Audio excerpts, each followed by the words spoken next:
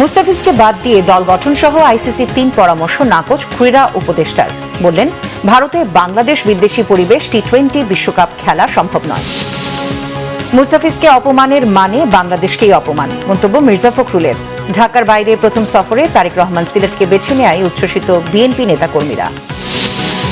ইসিতে শুনানির তৃতীয় দিনে বৈধতা পেয়েছেন 40 প্রার্থী। চট্টগ্রাম 9-এর জামায়াত প্রার্থী ফজলুল হক সহ 25 জনের আপিল নামঞ্জুর। 2-1 দিনের মধ্যে চূড়ান্ত হবে জামায়াত নেতৃত্বাধীন 11 দলীয় জোটের আসন সমঝোতা, জানিয়েছেন দলটির আমির। চীনের রাষ্ট্রদূত ও ইইউ প্রতিনিধিদের সাক্ষাৎ। মানবতা বিরোধী অপরাধের মামলায় সালমান ও আনিসুলের বিচার শুরু, অব্যাহতির আবেদন খারিজ করে অভিযোগ গঠনের আদেশ আন্তর্জাতিক অপরাধ ট্রাইব্যুনালের। দেখছিলেন ক্রাউন সিমেন্ট সংবাদ শিরোনাম, এবারে বিস্তারিত। মুস্তাফিজুর রহমান স্কোয়াডে থাকলে টি-20 বিশ্বকাপে বাংলাদেশের নিরাপত্তা আশঙ্কা বাড়বে জানিয়ে বিসিবিকে চিঠি দিয়েছে আন্তর্জাতিক ক্রিকেট কাউন্সিল আইসিসি নিরাপত্তা দল। ভারতের মাটিতে টি-20 বিশ্বকাপে বাংলাদেশের নিরাপত্তা নিয়ে 3টি পরামর্শ দিয়েছে আইসিসি।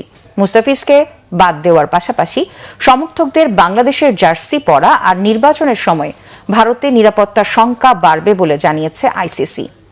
চিঠির বিষয়টি নিশ্চিত করে যুব ও ক্রীড়া উপদেষ্টা আসিফ নজরুল জানিয়েছেন, এমন উদ্ভট প্রস্তাব প্রমাণ করে ভারতে বাংলাদেশের খেলতে যাওয়া নিরাপদ নয়। মনির হোসেন খানের রিপোর্ট। যুব ও ক্রীড়া মন্ত্রণালয়ের দায়িত্ব নিয়েই বাংলাদেশ ফুটবল ফেডারেশনে যাওয়ার কথা ছিল ডক্টর আসিফ নজরুলের।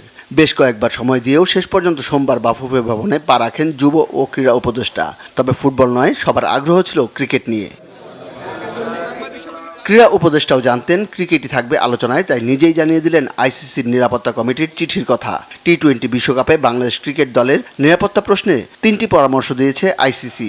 সেই চিঠির বরাত দিয়ে ক্রীড়া উপদেষ্টা ভারতের নিরাপত্তার বিষয়টি তুলে ধরেন।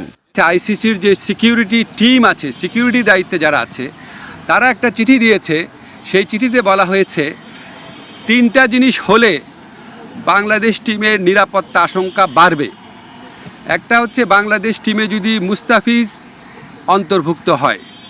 2 হচ্ছে বাংলাদেশ যে দলের যে সমর্থকরা আছে ওনারা যদি বাংলাদেশের জাতীয় যে জার্সি আছে, আমাদের ন্যাশনাল জার্সি আছে, এটা পরে যদি ঘোরাফেরা করে। আর 3rd হচ্ছে ইলেকশন যত এগিয়ে আসবে তত নাকি বাংলাদেশ দলের নিরাপত্তা আশঙ্কা বৃদ্ধি পাবে। তো আইসিসি সিকিউরিটি টিমের এই বক্তব্য সন্দেহাতীতভাবে প্রমাণ করেছে যে ভারতে বাংলাদেশ ক্রিকেট টিমের টি-20 বিশ্বকাপ খেলার কোনো রকম পরিস্থিতি নাই। আইসিসির পরামর্শ দেখে আসিফ নজরুলের দাবি, ভারতে বিশ্বকাপ খেলতে যাওয়া অসম্ভব।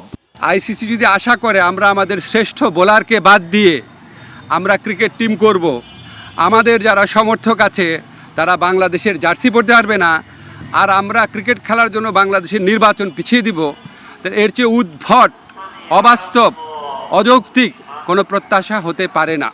ক্রিকেট পোর্টাল ক্রিকবাজের তথ্য মতে কলকাতার বাইরে তামিলনাড়ু ও কেরালায় বাংলাদেশের ম্যাচ আয়োজনের প্রস্তাব দিতে পারে ভারত, যদিও এই সম্ভাবনাকে উড়িয়ে দিয়েছেন ক্রীড়া উপদেষ্টা। আমরা মনে করি ক্রিকেট খেলার উপর কারো কোনো মনোপলি থাকা উচিত না। বাজার ব্যবস্থাপনার ভিত্তিতে একটা খেলার সম্পূর্ণ বা একটা টুর্নামেন্টের ভাগ্য নির্ধারিত হতে পারে না। আইসিসি যদি সত্যি গ্লোবাল অর্গানাইজেশন হয়ে থাকে আর আইসিসি যদি ভারতের কথায় উঠে আর না বসে, তাহলে অবশ্যই আমাদের টি-20 বিশ্বকাপে খেলার সুযোগ শ্রীলঙ্কাতে দেওয়া উচিত। যদি আপনার কলকাতার থেকে চেঞ্জ করে অন্য ভেন্যুতে দেওয়া যায়, শ্রীলঙ্কায় দেওয়া যায়, কোনো সমস্যা না। আমি পত্রিকায় দেখলাম, আমি জানি না সত্যি নাকি মিথ্যা, পাকিস্তান নাকি আমাদের টুর্নামেন্টগুলো আয়োজন করার প্রস্তাব দিয়েছে। পাকিস্তানে করেন, কোনো সমস্যা নাই। সংযুক্ত আরব আমিরাতে করেন, কোনো সমস্যা নাই। বাফুফেতে এসে ফুটবলের জন্য দিয়েছেন সুখবর। জাতীয় স্টেডিয়াম সহ বেশ কয়েকটি মাঠ এককভাবে ফুটবলকে দেওয়ার কথা জানান ডক্টর আসিফ নজরুল। মনির হোসেন খান, বাংলা ভিশন, ঢাকা। ক্রিকেটের সাথে দেশের সম্মান জড়িয়ে আছে উল্লেখ করে বিএনপি মহাসচিব মির্জা ফখরুল ইসলাম আলমগীর বলেছেন, ভারত বাংলাদেশের একজন ক্রিকেটারকে অপমান করেছে, এতে দেশকে অপমান করা হয়েছে। রোববার সকালে ঠাকুরগাঁওয়ের কালীবাড়ি এলাকায় নিজ বাসভবনে তিস্তা চুক্তি বাস্তবায়ন প্রসঙ্গে সাংবাদিকদের প্রশ্নের জবাবে মির্জা ফখরুল আরও বলেন, ডিপ্লোম্যাটিক আচরণের মাধ্যমে ভারতের কাছ থেকে দেশের হিস্সা বুঝে নেবে বিএনপি। দেশে যা কিছু ভালো সবকিছু বিএনপি করেছে, সংস্কারের পক্ষে বিএনপি বরাবরই ছিল। এক দেশের আরেক দেশের প্রতি সম্মান প্রদর্শনের মাধ্যমে ভারতের বিরূপ মনোভাব কমে আসবে বলেও আশা ব্যক্ত করেন তিনি। বর্তমান সংবিধান অনুযায়ী যে কোনো দল ক্ষমতায় এলে আবারও ফ্যাসিস্ট তৈরি হবে এমন প্রশ্নের জবাবে মির্জা ফখরুল বলেন, যারা কাজ করে না, বিদেশে বসে বড় বড় কথা বলে, তারা ফ্যাসিস্টদের ভয় পায়। বিএনপি ফ্যাসিস্টদের তাড়াতেও পারে, মারতেও পারে, মার খেতেও পারে বলেও তিনি মন্তব্য করেন। তিস্তা, পদ্মা এবং অভিন্ন নদী যতগুলো আছে সেগুলো সবগুলোর ব্যাপারেই আমরা ভারতের সঙ্গে আমরা এনগেজ করবো। আপনার পারস্পরিক যে আপনার সম্মান সেটা রেখে সব রকমের আমার দাবি আমি আদায় করার চেষ্টা করি। আমরা জনগণের কাছে যাচ্ছি, পরীক্ষিত রাজনৈতিক দল বিএনপি। আপনার এই দেশে যা কিছু ভালো সব কিছু কিন্তু বিএনপি অর্জন, এবং যে সংস্কার আপনার একদলীয় গণতন্ত্র থেকে বহুদলীয় গণতন্ত্রে আসা, আমরা প্রেসিডেন্সিয়াল ফর্ম থেকে পার্লামেন্টারি ফর্মে আসা। স্বদেশ প্রত্যাবর্তনের পর ঢাকার বাইরে বিএনপির চেয়ারম্যান তারেক রহমানের প্রথম সফরের জন্য বেছে নেওয়া হয়েছে আধ্যাত্মিক রাজধানী সিলেটকে। এ নিয়ে পুণ্যভূমি সিলেট জুড়ে চলছে ব্যাপক প্রস্তুতি, উচ্ছ্বসিত দলীয় নেতাকর্মীরা। আজমল আলীর ক্যামেরায় সিলেট থেকে দীপু সিদ্দিকীর রিপোর্টে বিস্তারিত। ইতিহাসের ধারাবাহিকতায় সিলেট থেকেই শুরু হচ্ছে বিএনপির চেয়ারম্যান তারেক রহমানের নির্বাচনী যাত্রা। সব ঠিক থাকলে 22 জানুয়ারি সিলেটে হযরত শাহজালাল রহমতুল্লাহ আলাইহির মাজার জিয়ারতের মধ্য দিয়ে শুরু হবে সফরটি। সিলেট নগরীর আলিয়া মাদ্রাসা মাঠের বিশাল জনসভায় যোগ দেবেন তারেক রহমান। সেখানে সিলেট বিভাগের সব আসনের দলীয় প্রার্থীদের পরিচয় করিয়ে দেওয়া হবে। আমাদের চেয়ারম্যান জনাব তারেক রহমান 22 তারিখে সিলেট থেকে নির্বাচনী প্রচারণা শুরু করবেন। যেহেতু সিলেটে ওনার শ্বশুর বাড়ি, সেই কারণে একটা ভিন্ন আমেজ, ভিন্ন উৎসব রয়েছে। আমরা বিশ্বাস করি যে 22 তারিখ সিলেট নগরী সহ সিলেটের প্রত্যন্ত অঞ্চল বিএনপি এবং ধানের শীষের হবে। স্বদেশে ফেরার পর রাজধানীর পূর্বাঞ্চলে দেওয়া বক্তব্যে আই হ্যাভ আ প্ল্যান বলেছিলেন তারেক রহমান। ঢাকার বাইরে প্রথম জনসভায় সেই পরিকল্পনার ব্যাখ্যা ও দিক নির্দেশনা শোনার অপেক্ষায় নেতাকর্মীরা। ওনার কি প্ল্যান, সেটা 22 তারিখ আলিয়া মাদ্রাসা মাঠে উনি প্ল্যানটা ব্যক্ত করবেন। সেই প্ল্যান ব্যক্ত করার পর জাতীয়তাবাদী যুবদল, ছাত্রদল, স্বেচ্ছাসেবক দল আমরা মাঠ পর্যায়ে সেই প্ল্যানকে বাস্তবায়নের লক্ষ্যে আমরা কাজ করে যাব। সমাজে বিভিন্ন ধরনের সহিংসতা রয়ে গেছে। আমি মনে করি আমাদের দলের চেয়ারম্যান সাহেব এই গাইডলাইন উনি অনেক দক্ষ। আমি মনে করি উনি এই এক্সপিরিয়েন্সটাও মানে কাজে লাগাবেন। এই সফরের অংশ হিসেবে সুনামগঞ্জ ও মৌলভীবাজারে কর্মসূচি থাকলেও স্বদেশ প্রত্যাবর্তনের পর ঢাকার বাইরে দলীয় চেয়ারম্যানের প্রথম সফর হওয়ায় সব আলো এখন সিলেটেই। মানুষ তার আগমন বার্তা শোনার পর থেকে অধীর আগ্রহ অপেক্ষা করছে। আমরাও বিশ্বাস করি সিলেটে যখন আসবেন, এটা নির্বাচনী সমাবেশে আসছেন, সুতরাং নির্বাচনী সমাবেশে অবশ্যই ওনার প্ল্যান সম্পর্কে দেশবাসীকে অবহিত করবেন, আমাদেরকে অবহিত করবেন। 1991 সাল থেকে এই সিলেটে মাজার জিয়ারতের মাধ্যমে নির্বাচনী প্রচারণা শুরু করতেন বিএনপি চেয়ারপারসন বেগম খালেদা জিয়া। 17 বছরের নির্বাচন পেরিয়ে এবার সেই পথেই হাঁটছেন দলের chairman Tarek Rahman. Bangla vision news desk. দাফনের 13তম দিনেও বেগম খালেদা জিয়ার সমাধিতে মানুষের ঢল। শ্রদ্ধা জানিয়েছেন বিএনপির বিভিন্ন স্তরের নেতাকর্মীর পাশাপাশি সাধারণ মানুষও। সোমবারও প্রিয় নেত্রীর কবরে ফুল দিয়ে শ্রদ্ধা জানাতে সকাল থেকেই বেগম জিয়ার মাজারে ভিড় জমান তারা। বেগম জিয়ার সমাধির পাশে দাঁড়িয়ে নীরবে তার আত্মার মাগফিরাত কামনায় দোয়া করেন ঢাকা ও এর আশেপাশের বিভিন্ন জেলা থেকে আসা দলীয় নেতাকর্মী ও সাধারণ মানুষ। কেউ একা, কেউ বা পরিবারের সদস্যদের নিয়ে স্মরণ করছেন বেগম জিয়ার স্মৃতি। খালেদা জিয়ার আদর্শে অনুপ্রাণিত হয়ে দেশ গড়ার অঙ্গীকার করেন মাজারে শ্রদ্ধা জানাতে আসা নেতাকর্মীরা। তৈরি পোশাক শিল্পের সত্যিকারের বন্ধু ছিলেন বিএনপির প্রয়াত চেয়ারপারসন বেগম খালেদা জিয়া।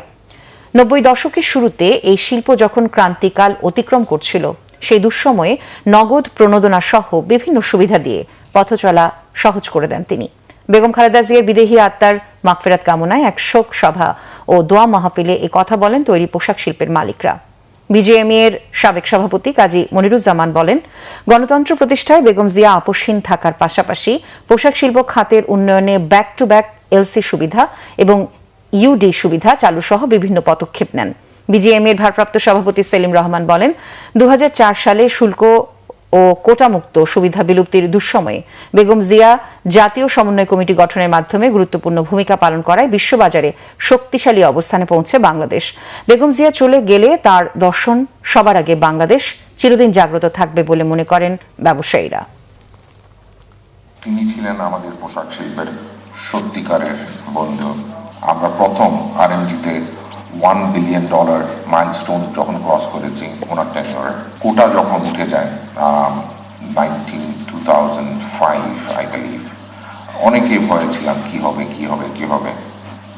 তখন যে কোঅর্ডিনেশন কমিটি করেছিলেন এবং ওখান থেকে যে পলিসিগুলো চলে এসেছে, I think after elimination of quota আমাদের কিন্তু ব্যবসা কিন্তু ড্রাস্টিকলি বেড়েছিল, and that is the direct effect of ওনার কোঅর্ডিনেশন কমিটির যে পলিসিগুলো নিয়েছিলেন। তৃতীয় দিনের শুনানিতে এনসিপি, জামায়াতে ইসলামী ও স্বতন্ত্র প্রার্থী সহ 40 প্রার্থীর মনোনয়ন বৈধতার ঘোষণা দিয়েছে নির্বাচন কমিশন।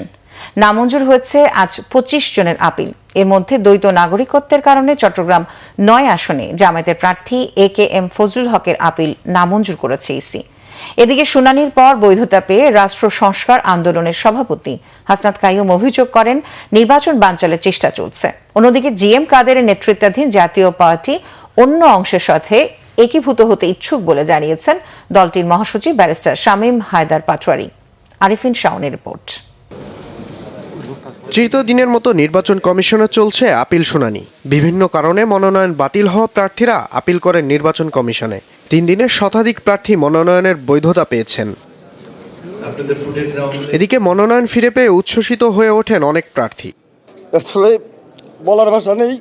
রূপগঞ্জবাসীকে আমি ধন্যবাদ জানাই। আমার উপর যে জুলুম অত্যাচার নির্যাতন হয়েছে 17 বছর, তার চেয়ে বেশি হয়েছে এই প্রার্থী হওয়ার কারণে। সেটা প্রমাণ দিয়েছে, আমাকে ইনশাল্লাহ বৈধ হয়েছি, আমার মনোনয়ন বৈধ হয়েছে, আমার প্রার্থিতা সঠিক ঠিকই গেছে ইনশাল্লাহ। একই সাথে রয়েছে বেশ কিছু অভিযোগও। মাঠ পর্যায়ে রিটার্নিং অফিসারের বিরুদ্ধে পক্ষপাতিত্বের অভিযোগ করেন অনেকে। এদিকে জামায়াত নেতা AKM ফজলুল হকের আপিল নামঞ্জুর করে নির্বাচন কমিশন। কি পরিমাণ আপিল হচ্ছে এবং কি পরিমাণ আপিল এলাও হচ্ছে এর পার্সেন্টেজ দেখলে আপনি বুঝবেন যে স্থানীয় রিটার্নিং কর্মকর্তারা যারা আসলে নির্বাচন কন্ডাক্ট করবে তারা বড় দলগুলি দ্বারা কি মাত্রায় প্রভাবিত হয়েছে। বিভাগীয় কমিশনার অফিস থেকে 4 তারিখ বাছাইয়ের সময় আমার এটা নামঞ্জুর করা হয়। নামঞ্জুর করছে যে US সিটিজেনশিপ আমার আছে, সেজন্য আমি ব্যারিস্টারের সাথে কথা বলে সেটা সিদ্ধান্ত নেব। জাতীয় পার্টির 2 প্রার্থীর মনোনয়নও নামঞ্জুর করে কমিশন। তবে দলটির মহাসচিব নির্বাচন নিয়ে আশাবাদী। তারা অবশ্যই লাঙ্গল প্রতীক নিয়েই মনোনয়ন নিয়েছে, লাঙ্গল প্রতীক নিয়েই জমা দিয়েছে এবং লাঙ্গল প্রতীক নিয়েই তাদের মনোনয়ন গৃহীত হয়েছে। এখন তাদেরকে একটি ব্যালট কেটে রিটার্নিং কর্মকর্তা হাতে তুলে দিবেন, এটা জাস্ট এ মেয়ার ফর্মালিটিস। সন্ত্রাসী কার্যক্রমের শিকার হলে নির্বাচন বয়কটের হুঁশিয়ার দিয়েছেন জাপা মহাসচিব। এটা গ্রহণ করেনি। আরিফিন শাওন, বাংলা ভিশন, ঢাকা। বিশিষ্ট রাজনীতিকরা বলেছেন অভ্যুত্থান পরবর্তী সময়ে ঐকমত্য কমিশনেও জাতীয় অগ্রাধিকারের জায়গায় শ্রমিকের অধিকারের বিষয়টি আসেনি। তাই পরবর্তী নির্বাচিত সরকারের উপর শ্রমিকের অধিকার ও শ্রমিক ইশতেহার বাস্তবায়নের দায়িত্ব পড়বে। এছাড়া শ্রমিকের উন্নয়নে আগের সম্পদ সৃষ্টি ও সঠিক পরিকল্পনা জরুরি বলেও জানান তারা। আন্তর্জাতিক শ্রমিক সংগঠনের আলোচনা সভায় আজ এসব কথা উঠে এসেছে। মোবাশ্বের আহমেদের রিপোর্ট। সোমবার রাজধানীর বাংলাদেশ চীন মৈত্রী সম্মেলন কেন্দ্রে আন্তর্জাতিক শ্রমিক সংগঠনের উদ্যোগে আয়োজিত আলোচনা সভায় যোগ দেন বিভিন্ন রাজনৈতিক দলের নেতারা। প্রায় 150 বছরেও দেশে শ্রমিকের উন্নয়ন ও ন্যায্য অধিকার প্রতিষ্ঠিত হয়নি উল্লেখ করে শ্রমিক সংগঠনের পক্ষ থেকে শ্রমিকের অধিকার প্রতিষ্ঠায় 15 দফা দাবি তুলে ধরা হয়। ন্যায্য মজুরি চাই, তাদের সুন্দর স্বাস্থ্য চাই, তাদের সুন্দর বাসস্থান চাই। শ্রমজীবী মানুষ রাজনৈতিক দলগুলোর কাছে গুরুত্বপূর্ণ জানিয়ে বিশিষ্ট রাজনৈতিকরা আশা করেন পরবর্তী সরকার শ্রমিকের অধিকার বাস্তবায়নে কাজ করবে। নির্বাচনের মাধ্যমে যারাই রাষ্ট্র পরিচালনার দায়িত্বে আসবেন এই শ্রমিক ইশতেহার বাস্তবায়নের গুরু দায়িত্ব তাদের উপর বর্তাবে। কিন্তু যারা দায়িত্বে আসবেন না তারা এই ব্যাপারে জনমত সৃষ্টি করা, এই ব্যাপারে প্রভাব বিস্তার করা এবং এই ব্যাপারে চাপ সৃষ্টি করার ক্ষমতা রাখবেন। আসুন সম্পদ সৃষ্টির মাধ্যমে আমাদের দেশের দরিদ্র মানুষের যে প্রয়োজন সেই প্রয়োজন মেটানোর জন্য আমরা সঠিক পরিকল্পনা গ্রহণ করি। অধিকার আদায়ে শ্রমিকের সংগ্রাম চলমান রাখার কথাও বলেছেন অনেকে। এইসব দাবি দাবার সাথে যদি একটি জিনিস না থাকে, সেটি হচ্ছে যদি আমাদের মূল্যবোধ এবং নৈতিকতা, আমাদের মোরাল ভ্যালুস এবং আমাদের কমিটমেন্ট না থাকে, তাইলে ক্ষমতায় গিয়ে শুধু ক্ষমতায় থাকারই মহড়া করবো, আর কিছু করা হবে না। শ্রমিক, শ্রমজীবী মানুষ এবং তার দাবি, তার লড়াইয়ের যে তার এজেন্ডাগুলো রাজনৈতিক দলগুলোকে যে গুরুত্ব দিয়ে বিবেচনা করতে হতো, গত 1.5-2 দশকে সেই গুরুত্ব দিয়ে বিবেচনা করা হয় না। শ্রমজীবী মানুষের প্রায় 85% এখনও তাদের ন্যায্য অধিকার বঞ্চিত বলেও জানানো হয় আলোচনা সভায়। শ্রমিক সংগঠন মুবাশির আহমেদ, বাংলা ভিশন, ঢাকা। ম্যানিফেস্টো জামায়াতে ইসলামী নেতৃত্বাধীন 11 দলীয় জোটের আসন সমঝোতা 2-1 দিনের মধ্যে চূড়ান্ত হবে বলে জানিয়েছেন দলটির আমির ডক্টর শফিকুর রহমান। রাজধানী বসুন্ধরায় ইউরোপীয় ইউনিয়নের নির্বাচন পর্যবেক্ষণ মিশনের প্রধান পর্যবেক্ষক ও ইউরোপীয় পার্লামেন্টের সদস্য ইবেরাস আইজাবসের সঙ্গে সাক্ষাৎ শেষে তিনি এই কথা জানান। জনগণের প্রতি শতভাগ আস্থা আছে জানিয়ে ডক্টর শফিকুর রহমান বলেন, দেশের মা বোনেরাও আগামী নির্বাচনে জামায়াতকে বেছে নেবে। আগামী নির্বাচনে দেশের জনগণ সুশাসন নিশ্চিত করবে। জনগণের প্রতি জামায়াতের শতভাগ আস্থা রয়েছে। তারা শুধু সুষ্ঠু ও নিরপেক্ষ নির্বাচন চান। সুষ্ঠু নির্বাচনের মাধ্যমে জনগণ যদি অন্য কোনো দলকে পছন্দ করে, জামায়াত তাদের সহযোগিতা করবে। দুর্নীতির বিরুদ্ধে বিচার বিভাগের স্বাধীনতা এবং সংস্কারের পক্ষে যারা থাকবে, জামায়াত তাদের সঙ্গে থাকবে বলে জানান ডক্টর শফিকুর রহমান। এ সময় বাংলাদেশের গণমাধ্যম সাম্প্রতিক সময়ে একটি দলের দিকে ঝুঁকে পড়ছে বলে অভিযোগ করেন তিনি। এর আগে জামায়াতে ইসলামের আমিরের সঙ্গে সৌজন্য সাক্ষাৎ করেন চীনের রাষ্ট্রদূত মি ইয়াও ওয়েন। বৈঠকে চীনের রাষ্ট্রদূত ও জামায়াত আমির দুই দেশের স্বার্থ সংশ্লিষ্ট বিভিন্ন বিষয়ে আলোচনা করেন। চীন ও বাংলাদেশের ঐতিহাসিক বন্ধুত্ব, দুই দেশের জনগণের কল্যাণ, উন্নয়ন, সহযোগিতা, পারস্পরিক বাণিজ্য এবং সংস্কৃতি বিনিময়ের ক্ষেত্রে অত্যন্ত গুরুত্বপূর্ণ ভূমিকা রেখে চলেছে। ভবিষ্যতে এই সম্পর্ক আরও সুদৃঢ় হবে বলে আশাবাদী তারা। শান্তিকামী, সভ্য এবং গণতান্ত্রিক রাষ্ট্র যেগুলো আছে সবার সাথেই আমাদের সম্পর্ক থাকবে, বন্ধুত্বের সম্পর্ক। যারা আমাদের প্রতিবেশী তাদের সাথে অবশ্যই প্রতিবেশী সুলভ সম্পর্ক আমাদের থাকবে এবং আমরাও প্রত্যাশা করব তারাও আমাদের সাথে প্রতিবেশীর মতোই আচরণ করবেন। সেই আচরণটা হবে পারস্পরিক শ্রদ্ধা এবং সমতার ভিত্তিতে। আমরা কোনো ক্ষেত্রেই কোনো অসমতা দেখতে চাই না। কিন্তু এখন পর্যন্ত আপনাদের যে জোটের যে বিষয়টি, সেই বিষয়টি এখনো আমি বলেছি আগামীকালকের ভিতরে সমাধান। কালকে আপনারা ইনশাল্লাহ হয়তো দাওয়াত পাবেন, না হয় পরশু পাবেন। সবার সামনেই আমরা একসাথে। বাংলাদেশে নবনিযুক্ত মার্কিন রাষ্ট্রদূত ব্রেন ক্রিস্টেনসেন ঢাকায় পৌঁছেছেন। সোমবার সন্ধ্যায় হজরত শাহজালাল আন্তর্জাতিক বিমানবন্দরে তাকে স্বাগত জানায় ঢাকায় নিযুক্ত মার্কিন দূতাবাস ও পররাষ্ট্র মন্ত্রণালয়ের কর্মকর্তারা। চলতি সপ্তাহেই পরিচয়পত্র পেশের মাধ্যমে ঢাকায় তার আনুষ্ঠানিক মিশন শুরু করবেন ক্রিস্টেনসেন। আগামী 2 দিনে তিনি পররাষ্ট্র সচিব আসাদ আলম সিয়াম ও ভ্রষ্টাচার অনুবিভাগের প্রধান নুরুল ইসলামের সঙ্গে সৌজন্য সাক্ষাৎ করে পরিচয়পত্র পেশের প্রস্তুতি নেবেন। বৃহস্পতিবার রাষ্ট্রপতি মোহাম্মদ শাহাবুদ্দিনের কাছে পরিচয়পত্র পেশ করার কথা রয়েছে। গত 9 জানুয়ারি ওয়াশিংটনে মার্কিন পররাষ্ট্র দফতরে নবনিযুক্ত রাষ্ট্রদূত হিসেবে শপথ নেন ব্রেন্ট ক্রিস্টেনসেন। বাংলাদেশে ফিরতে পেরে উচ্ছ্বাসের কথা জানিয়েছিলেন তিনি। ডোনাল্ড ট্রাম্প প্রশাসনের মনোনীত ব্রেন্ট ক্রিস্টেনসেন ঢাকায় যুক্তরাষ্ট্রের 18তম রাষ্ট্রদূত হিসেবে দায়িত্ব পালন করবেন। 24 জুলাই আগস্টের আন্দোলনে 30 জনকে হত্যা সহ মানবতা বিরোধী অপরাধের মামলায় ক্ষমতাচ্যুত প্রধানমন্ত্রী শেখ হাসিনার সাবেক উপদেষ্টা সালমান এফ রহমান ও সাবেক আইনমন্ত্রী আনিসুল হকের অব্যাহতির আবেদন খারিজ করে দিয়ে তাদের বিরুদ্ধে অভিযোগ গঠনের আদেশ দিয়েছে আন্তর্জাতিক অপরাধ ট্রাইব্যুনাল 1। এর মাধ্যমে এই 2 জনের বিরুদ্ধে বিচার শুরুর আদেশ দেওয়া হলো। সোমবার বিচারপতি মোহাম্মদ গোলাম মর্তুজা মজুমদারের নেতৃত্বাধীন 3 সদস্যের ট্রাইব্যুনাল আজ এই আদেশ দিয়েছেন। আগামী 10 ফেব্রুয়ারি এই মামলার সূচনা বক্তব্য উপস্থাপন ও সাক্ষ্য গ্রহণের জন্য দিন ধার্য করা হয়েছে। জুলাই আন্দোলন চলাকালে কারফিউ দিয়ে এবং ব্যবসায়ীদের নিয়ে বৈঠক করে হত্যাকাণ্ডের সহায়তা সহ আনিসুল হক ও সালমান এফ রহমানের বিরুদ্ধে 5টি অভিযোগ এনেছে প্রসিকিউশন। গত মঙ্গলবার অভিযোগ গঠন থেকে অব্যাহতি চেয়ে সালমান ও আনিসুলের পক্ষে শুনানি করেন জ্যেষ্ঠ আইনজীবী মনসুরুল হক চৌধুরী। আজ ট্রাইব্যুনাল অভিযোগ গঠনের আদেশের সময় আসামিরা নিজেদের নির্দোষ দাবি করে আদালতের কাছে ন্যায় বিচার চান। তবে প্রসিকিউশনের দাবি অভিযোগ গঠনের অকাট্য প্রমাণ রয়েছে। জুলাই হত্যাযজ্ঞের তথ্য আড়াল করতে এই দুই আসামির গুরুত্বপূর্ণ ভূমিকা ছিল। ওনারা কারফিউ জারি করে আন্দোলনকারীদেরকে শেষ করে দেওয়ার জন্য পরিকল্পনা করেছেন, ষড়যন্ত্র করেছেন, সহায়তা করেছেন। আইনগতভাবে যদি বিষয়গুলো চলতো, পরিচালিত হতো, তাহলে 1400 লোককে হত্যাকাণ্ডের শিকার হতে হতো না, 25,000-এরও বেশি লোককে আহত গুরুতর জখমের শিকার হতে হতো না, কারো 2 চক্ষু নষ্ট হতে হতো না। আইনগতভাবে চলেনি, তারা চালাতে দেয়নি, তারা আইনের ব্যত্যয় ঘটিয়ে এ ধরনের অপরাধ এবং অপকর্ম সংগঠন করেছে।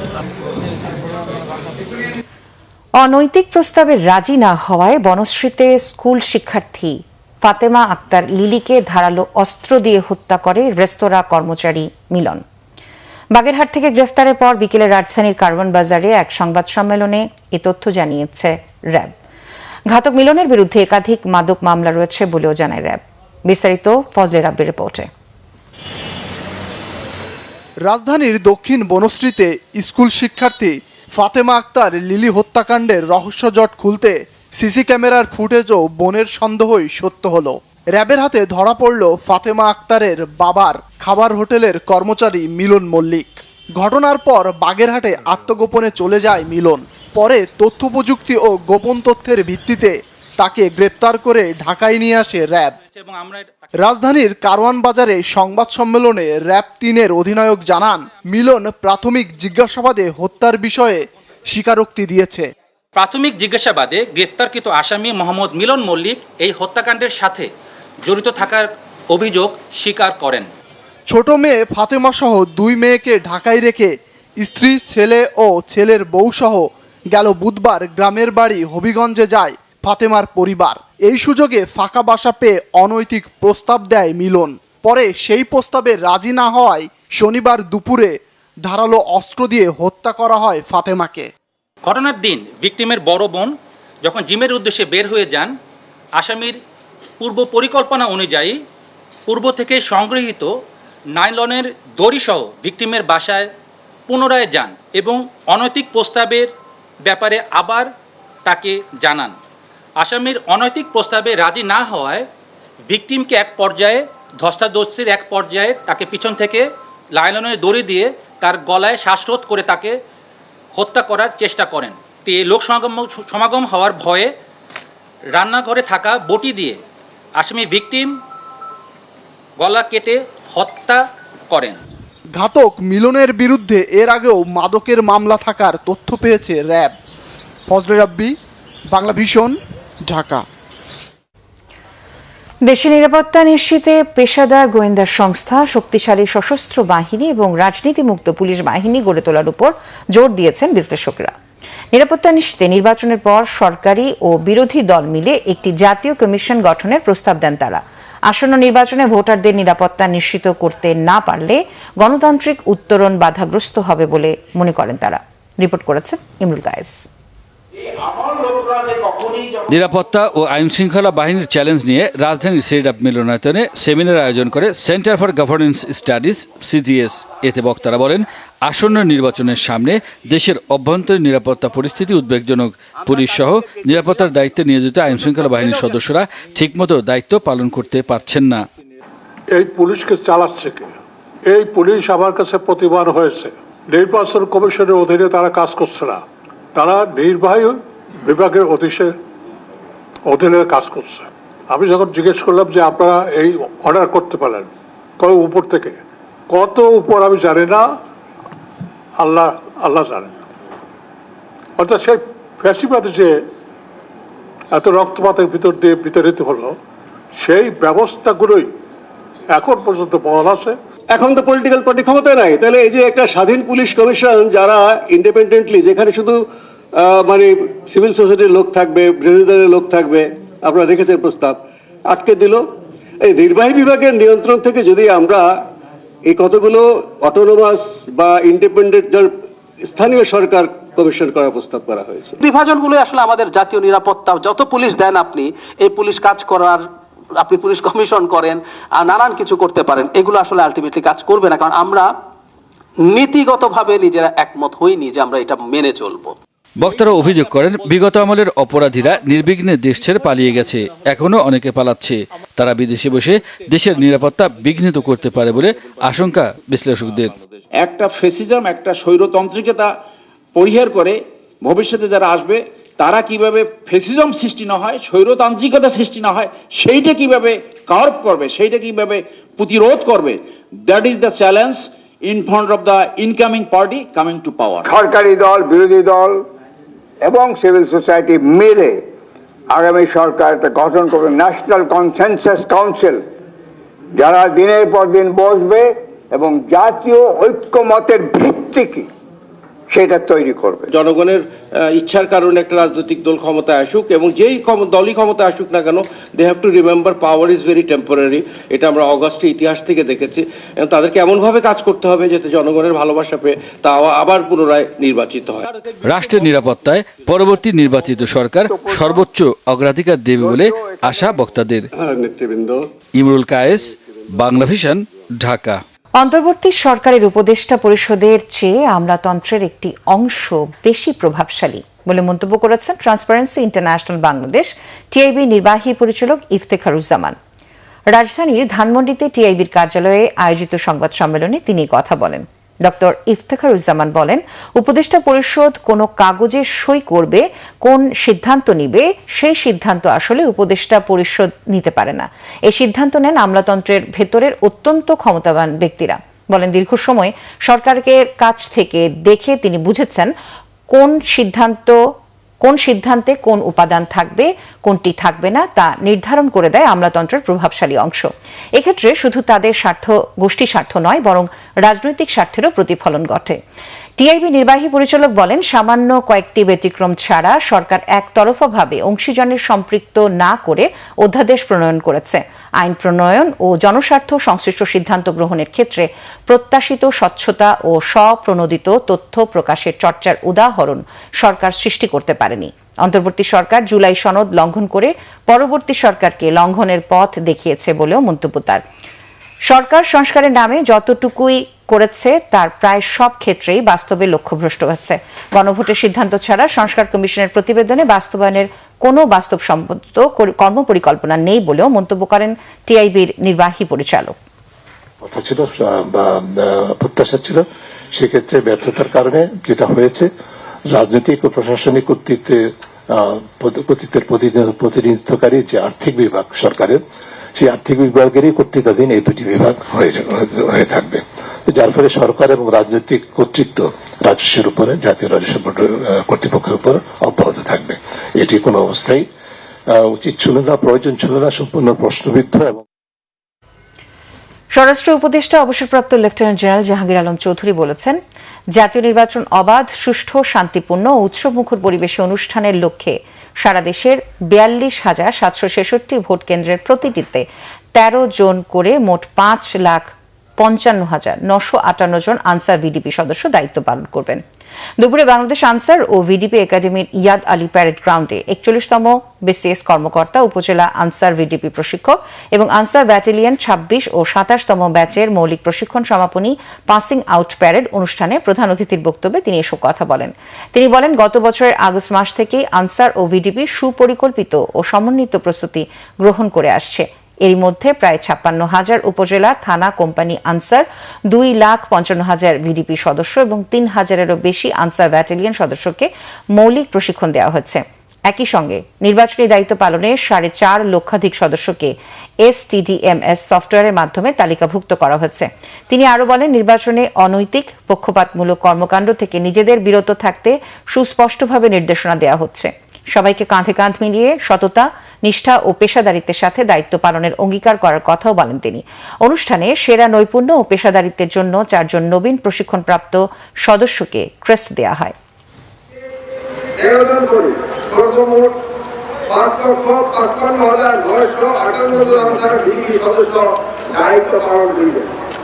প্রতি ভোটকেন্দ্রে নিয়োজিত 13 জন সদস্যের মধ্যে থাকেন 3 জন অস্ত্রধারী, 6 জন অস্ত্রবিহীন পুরুষ সদস্য এবং 4 জন অস্ত্রবিহীন নারী সদস্য।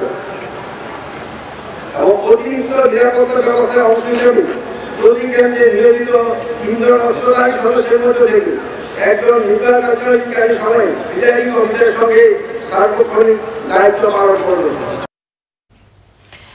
2014, 2018 ও 2024 সালের জাতীয় সংসদ নির্বাচনে অনিয়ম ও দুর্নীতির মাস্টার প্ল্যান হয়েছিল 2008 সালের নির্বাচনের পরপরই।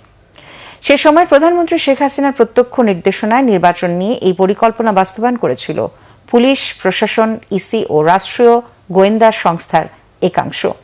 সোমবার সন্ধ্যায় রাষ্ট্রীয় অতিথি ভবন যমুনায় 2014, 2018 ও 2024 সালের জাতীয় সংসদ নির্বাচনে অনিয়ম, দুর্নীতি ও প্রশাসনিক সংশ্লিষ্টতার বিষয়ে প্রধান উপদেষ্টা ডক্টর মোহাম্মদ ইউনূসের কাছে প্রতিবেদন জমা দিয়েছে এ বিষয়ে গঠিত তদন্ত কমিশন। পরে যমুনার বাইরে আয়োজিত এক ব্রিফিংয়ে বিস্তারিত তথ্য উপাত্ত তুলে ধরেন তদন্ত কমিশনের চেয়ারম্যান বিচারপতি শামীম হাসনাইন। তিনি জানান, 2014 সালের নির্বাচন ছিল সাজানো। আওয়ামী লীগকে ক্ষমতায় রাখতে করা হয় এই বন্দোবস্ত। 2018 সালে 80% কেন্দ্রে ভোটের আগের রাতেই ব্যালটে সিল মেরে রাখা হয়। কোনো কোনো কেন্দ্রে ভোট দেওয়ার হার 100% ছাড়িয়ে যায়। অভিনব সে পরিকল্পনার বিষয়ে রাষ্ট্রের সর্বোচ্চ পর্যায়ে সিদ্ধান্ত হয়। এটি বাস্তবায়নে পুলিশ, প্রশাসন, ইসি ও গোয়েন্দা সংস্থাকে ব্যবহার করা হয়। 2024 সালে ইসির চেয়ে প্রশাসন হয়ে ওঠে নির্বাচন পরিচালনার মূল শক্তি। বিচারপতি শামীম হাসনাইনের নেতৃত্বে গত বছরের 29 জুলাই এই কমিশন গঠন করা হয়েছিল। কক্সবাজারের টেকনাফ সীমান্তে পুঁতে রাখা মাইন বিস্ফোরণে এক বাংলাদেশি জেলের পা বিচ্ছিন্ন হয়ে গেছে। সকালে সীমান্তবর্তী উনসিপ্রাং এলাকার শাহজাহানের দ্বীপে এই দুর্ঘটনা ঘটে। স্থানীয়রা জানান, বিস্ফোরণের সময় ওই এলাকায় অবস্থান করছিলেন জেলেরা। হঠাৎ বিকট শব্দে মাইন ফাটে। এতে হানিফ নামের এক জেলে গুরুতর আহত হয়। দ্রুত তাকে উখিয়ার হাসপাতালে নেন স্থানীয়রা, পরে নেওয়া হয় চট্টগ্রামে। গত কয়েকদিনের টানা সংঘর্ষের পর এ ধরনের বিস্ফোরণের ঘটনায় সীমান্ত জুড়ে নতুন করে আতঙ্ক ছড়িয়েছে। স্থানীয়রা সীমান্ত এলাকায় চলাচলে ঝুঁকির কথা জানিয়ে দ্রুত মাইন অপসারণ ও নিরাপত্তা বাড়ানোর দাবি জানিয়েছেন। ঘটনাস্থল পরিদর্শন করেছেন আইনশৃঙ্খলা বাহিনীর উচ্চপদস্থরা। সংবাদ শেষ করব ক্রাউন সিমেন্ট শিরোনামগুলো আরও একবার জানিয়ে। মুস্তাফিজকে বাদ দিয়ে দল গঠন সহ আইসিসির 3 পরামর্শ নাকচ ক্রীড়া উপদেষ্টার। বললেন, ভারতে বাংলাদেশ বিদ্বেষী পরিবেশ, টি20 বিশ্বকাপ খেলা সম্ভব নয়। মুস্তাফিজকে অপমানের মানে বাংলাদেশকে অপমান, মন্তব্য মির্জা ফখরুলের। ঢাকার বাইরে প্রথম সফরে তারেক রহমান সিলেটকে বেছে নেয় উচ্ছ্বসিত বিএনপি নেতাকর্মীরা। ইসির শুনানির তৃতীয় দিনে বৈধতা পেয়েছেন 40 প্রার্থী। চট্টগ্রাম 9-এর জামায়াত প্রার্থী ফজলুল হক সহ 25 জনের আপিল নামঞ্জুর। 2-1 দিনের মধ্যেই চূড়ান্ত হবে জামায়াত নেতৃত্বাধীন 11 দলীয় জোটের আসন সমঝোতা, জানিয়েছেন দলটির আমির। চীনের রাষ্ট্রদূত ও ইইউ প্রতিনিধিদের সাক্ষাৎ। মানবতা বিরোধী অপরাধের মামলায় সালমান ও আনিসুলের বিচার শুরু। অব্যাহতির আবেদন খারিজ করে অভিযোগ গঠনের আদেশ আন্তর্জাতিক অপরাধ ট্রাইব্যুনালের। এই ছিল এখনকার মতো। পরে সংবাদ রাত 10:30টায়। এর আগে 9টায় রয়েছে নিউজ 20। দেখার আমন্ত্রণ রইল। এছাড়া বাংলাভিশন সংবাদ ও সংবাদ সংশ্লিষ্ট অনুষ্ঠান দেখতে ভিজিট করুন www.bbnews24.com ও facebook.com/banglavisionnews এবং সাবস্ক্রাইব করুন youtube.com/banglavisionnews। এতক্ষণ সাথে থাকার জন্য ধন্যবাদ সবাইকে।